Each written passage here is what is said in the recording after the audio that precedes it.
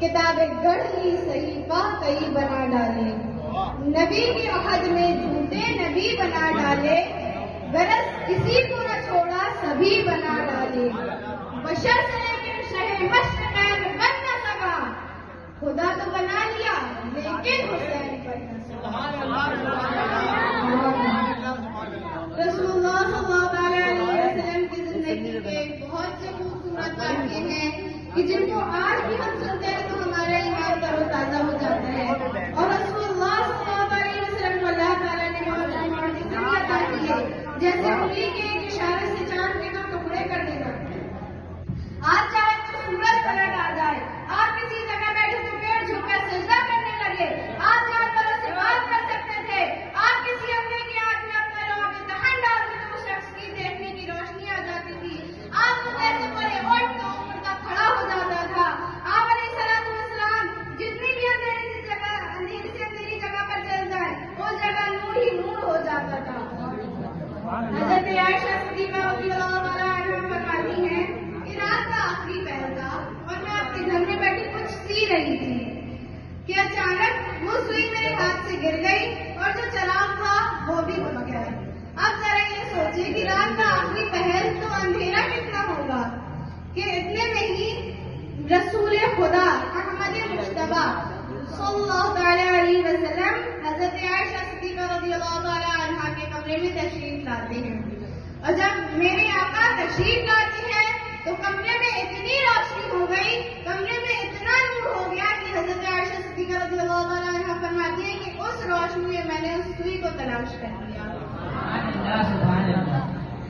جب حضرت اب یہ دیکھیں کہ پیارے آقا تو نور والے، ساتھ ہی پیارے آقا کی آل بھی نور والی، حضرت امام حسین رضی اللہ تعالیٰ عنہ کے بارے میں آتا ہے کہ آپ بھی جب کمرے میں داخل ہوا کرتے تھے تو دیواریں روشن ہو جاتی تھی، کیوں بھائی پیارے آقا کے نور والے آقا کے جو نواسے تھے نا، اعلیٰ حضرت یوں ہی نہیں لکھتے، آقا تیری نسل پاک میں ہے بچہ بچہ نور کا، آقا تیری نسل پاک میں ہے بچہ بچہ نور کا، تو ہے عین نور تیرا سب گھرانہ نور کا۔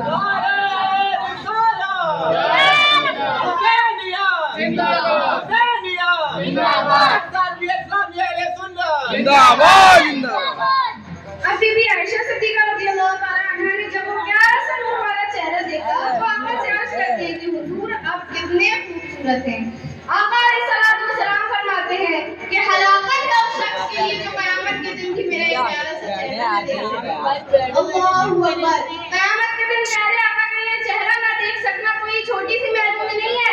ذرا سوچے تو ہماری بخشش کروانی کس نے ہے، ہمیں شفاعت دینی کس سے ہے، پیاس لگنے پر جامع کوثر لینا کس کے دربار سے ہے، ہمیں پولیس علاج سے پار لگانا کس نے ہے، ہر جگہ تو ہمیں نبی پاک کا سہارا لینا ہے، لیکن وہ بد نصیب جو قیامت کے دن بھی پیارے آقا کا چہرہ نہ دیکھ سکے گا تو وہ تو گیا نا، وہ تو جینے جی مارا گیا۔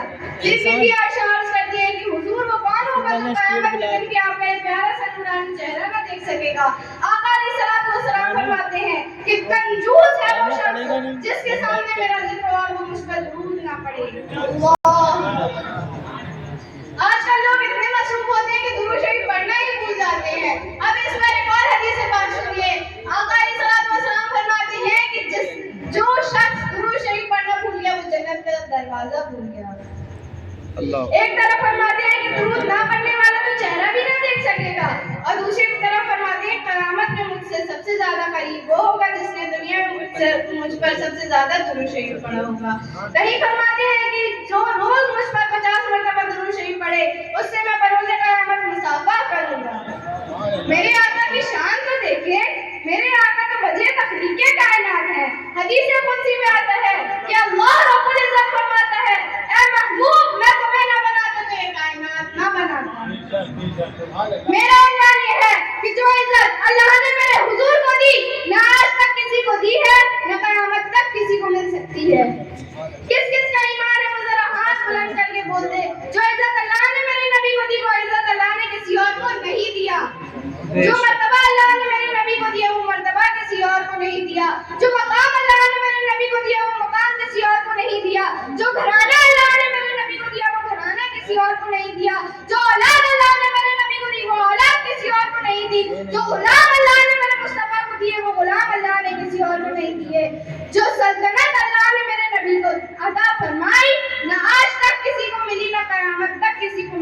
है। بے شک کسی کو ناز ہے کہ میرا ابا بہت بڑا ہے، کسی کو ناز ہے کہ میرا پتر بہت بڑا ہے، کسی کو ناز ہے کہ میری دولت بہت ہے، کسی کو ناز ہے کہ میری شہرت بہت ہے۔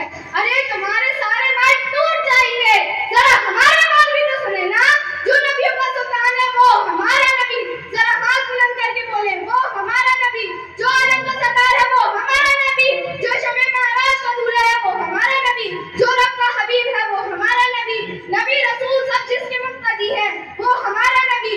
معاشر میں شفاعت کا تاج جس کے سر آنا ہے وہ ہمارا نبی۔ اللہ نے جس کو تخت پہ ساتھ بٹھانا ہے وہ ہمارا نبی۔ سب جس کے غلام ہے وہ ہمارا نبی۔ سب سے اعلیٰ والا ہمارا نبی، سب سے بالا والا ہمارا نبی، اپنے مولا کا پیارا ہمارا نبی، دونوں عالم کا دلہا ہمارا نبی۔ خلق سے اولیاء، اولیاء سے رسول، سب رسولوں سے اعلیٰ ہمارا نبی۔ سبحان اللہ سبحان اللہ۔ قرآن کریم میں کل 7,000 مقامات پر آپ علیہ السلام کا واضح لفظوں میں ذکر آیا ہے۔ قرآن کریم میں آپ علیہ السلام کے مبارک ناموں کا بھی ذکر ہے، آپ صلی اللہ علیہ وسلم کے صفات کا بھی ذکر ہے، اور ساتھ ہی آپ علیہ السلام کے فضائل کا بھی ذکر ہے۔ اور کل 7 مقامات پر آپ علیہ السلام کی میلاد یعنی آپ علیہ السلام کی دنیا میں تشریف آوری کا بھی ذکر ہے۔ اللہ تعالیٰ قرآن شریف میں ارشاد فرماتا ہے لَقَدْ جَاءَكُمْ رَسُولٌ مِّنْ أَنفُسِكُمْ عَزِيزٌ عَلَيْهِ مَا عَنِتُّمْ حَرِيصٌ عَلَيْكُمْ بِالْمُؤْمِنِينَ رَءُوفٌ رَحِيمٌ، جس کا ترجمہ یہ ہے کہ بے شک تم میں سے تمہارے پاس وہ عظیم رسول تشریف لائے جن پر تمہارا مشقت میں پڑنا بہت بھاری گزرتا ہے، وہ تمہاری بھلائی کی نہایت چاہنے والے ہیں، مسلمانوں پر بہت مہربان نہایت رحم کرنے والے ہیں۔ اور نئے کرام فرماتے ہیں کہ یہ آیت مبارکہ پیارے نبی کریم علیہ السلام کی نعت پاک کا گنجینہ ہے، صرف نعت نہیں نعت پاک کا خزانہ ہے یہ آیت مبارکہ۔ اس میں آپ علیہ السلام کا میلاد ارشاد ہوا۔ الحمدللہ پیارے آقا رسول خدا احمد مصطفیٰ صلی اللہ تعالیٰ علیہ وسلم، آپ کی عزت کی ولادت اور آپ کی عزت و عظمت اور آپ کی بے مثال شان کا ذکر پچھلے انبیاء کرام علیہ السلام بھی کیا کرتے تھے۔ اللہ رب العزت نے بھی قرآن پاک میں ان باتوں کا ذکر فرمایا۔ اس سے ہمیں یہ معلوم ہوا کہ میلاد پاک کا ذکر کرنا سنت الہیہ بھی اور سنت انبیاء بھی ہے۔ بے شک میرے آقا اپنی امت سے اتنی زیادہ محبت کرتے ہیں کہ اپنی امت کے غم میں رات رات بھر رویا کرتے۔ حضرت حنف بن سریج رحمۃ اللہ علیہ ان کا یہ فرماتے ہیں کہ امام محمد رحمۃ اللہ تعالیٰ علیہ یہ اہل بیت میں سے ہے۔ امام محمد کا کمال کا جملہ تھا، ہم سبھی اہل بیت کا یہی متفقہ فیصلہ ہے کہ قرآن شریف میں سب سے بڑھ کر امید دلانے والی جو آیت ہے نا وہ ہے وَلَسَوْفَ يُعْطِيكَ رَبُّكَ فَتَرْضَىٰ۔ بے شک اس آیت کے ذریعے اللہ تعالیٰ نے نبی کریم صلی اللہ علیہ وسلم کو بہت بڑا تحفہ دیا۔ اس آیت مبارکہ کا ترجمہ ہے کہ اے محبوب ان قریب تمہارا رب تمہیں اتنا دے گا کہ تم راضی ہو جاؤ گے۔ اب اس میں ذرا یہ تو دیکھیں کہ سلیمان علیہ السلام وہ بولتے ہیں اے اللہ میں تجھے راضی کرنا چاہتا ہوں، آدم علیہ السلام وہ بولتے ہیں اے میرے اللہ میں تجھے راضی کرنا چاہتا ہوں، نوح علیہ السلام بولتے ہیں اے میرے رب میں تجھے راضی کرنا چاہتا ہوں، موسیٰ علیہ السلام بولتے ہیں اے میرے رب میں تجھے راضی کرنا چاہتا ہوں۔ اب یہاں تو دیکھیں میرا رب خود کہہ رہے کہ اے محبوب تم راضی ہو جاؤ گے، یہاں پہ میرا رب میرے محبوب کو راضی کرنا۔ بے شک سبحان اللہ۔ اب یہ آیت مبارکہ مسلمانوں کو امید دلانے والی آیت کس طرح ہے کہ جب یہ آیت مبارکہ رسول اللہ صلی اللہ علیہ وسلم پر نازل ہوئی نا تو رسول اللہ صلی اللہ علیہ وسلم کا اپنی امت سے پیار تو دیکھیں، رسول اللہ صلی اللہ علیہ وسلم فرماتے ہیں کہ جب تک میرا ایک بھی امتی جہنم میں ہوگا میں راضی نہیں ہوں۔ یہ ہے ہمارے آقا کا اپنی امت سے پیار۔ اپنا سا سمجھتے ہیں پیغمبر کو جہاں میں، اپنا سا سمجھتے ہیں پیغمبر کو جہاں میں، وہ دین کو دیمک کی طرح چاٹ رہے ہیں۔ ان عقل کے اندھوں کو کوئی جا کے بتا دے، ان عقل کے اندھوں کو کوئی جا کے بتا دے جس شاخ پہ بیٹھے ہیں وہ کاٹ رہے ہیں۔ نعرہ تکبیر، اللہ اکبر، نعرہ رسالت، یا رسول اللہ۔ خاکے درے رسول بنانا تھا اے کریم، خاکے درے رسول بنانا تھا اے کریم، کہ کیا غضب کیا مجھے انسان بنا دیا۔ وما علینا الا البلاغ۔ السلام علیکم۔